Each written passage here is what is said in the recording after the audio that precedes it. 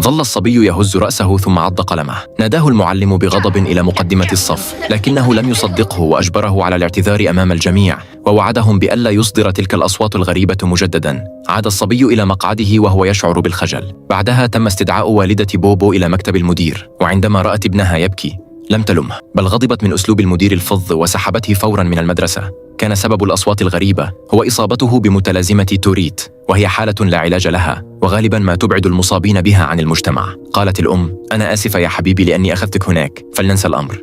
لكن بوبو رد: مش عايز أنسى يا ماما، الناس دي سابت المتلازمة تكسب. انتقل بوبو إلى مدرسة جديدة، لكن حياته لم تتحسن كثيراً.